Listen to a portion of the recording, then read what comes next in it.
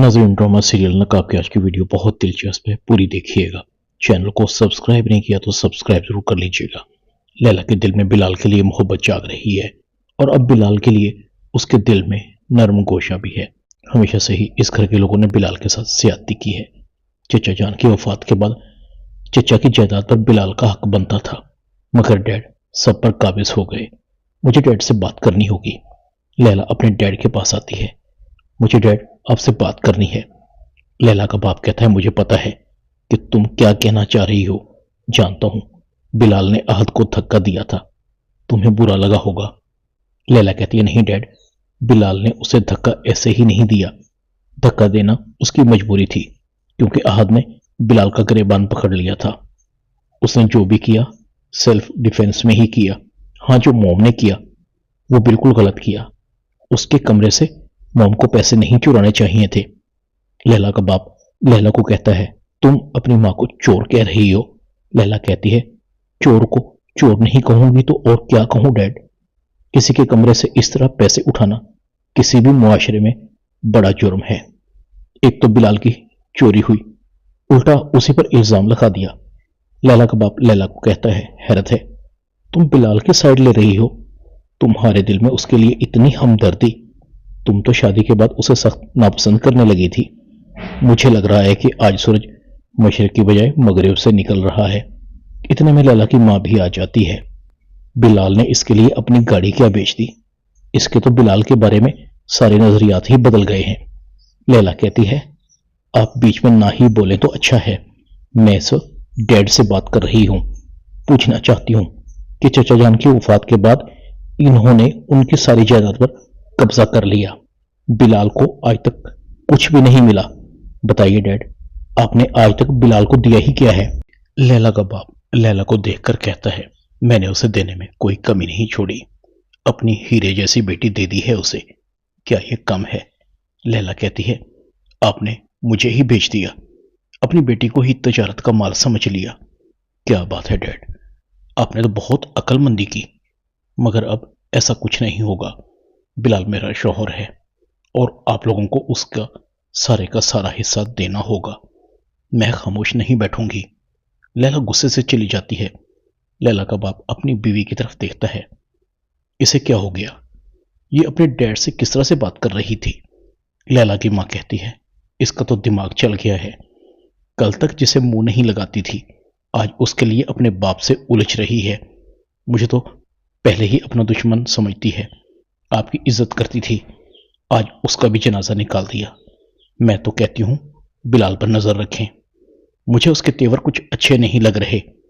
कहीं वो चुपचाप हमारे खिलाफ कोई खिचड़ी तो नहीं पका रहा। लैला का बाप कहता है, बिलाल में इतनी जुर्रत नहीं। इधर बिलाल ईमान को परेशान देखता है तो उसे कहता है, तुम अभी तक यूनिवर्सिटी नहीं गई। ईमान कहती है, हाँ, आज मुझे देर हो गई है। अहद ने मुझे यूनिवर्सिटी लेकर जाने से इनकार कर दिया है। वो कल वाली बात को लेकर नाराज है मुझसे। वो समझता है कि मैंने आपकी साइड ली है। बिलाल कहता है, तुम मेरे साथ चलो, मैं तुम्हें यूनिवर्सिटी छोड़कर आता हूं।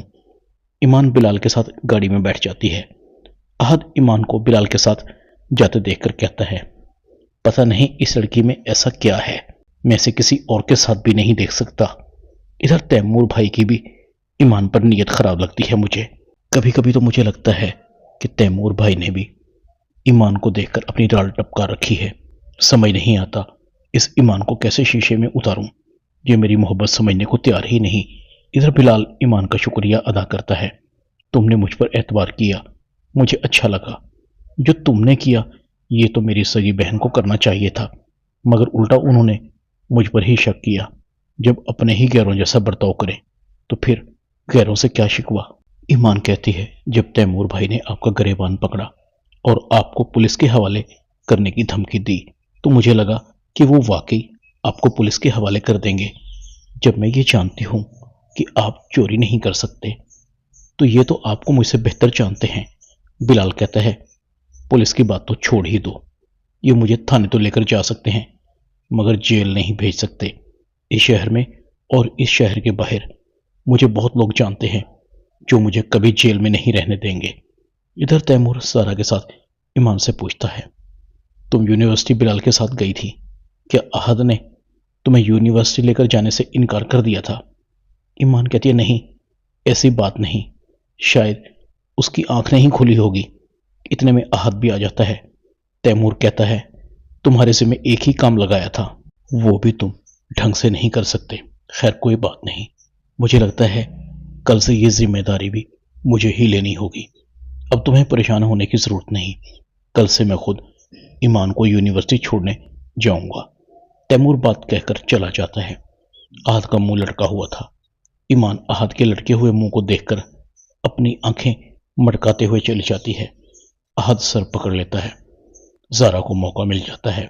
احد کو کہتی ہے تمہارے تو عشق کی ہنڈیاں بیچ چوراہے میں ہی پھوٹ گئی، بڑے عاشق بنے پھرتے ہو۔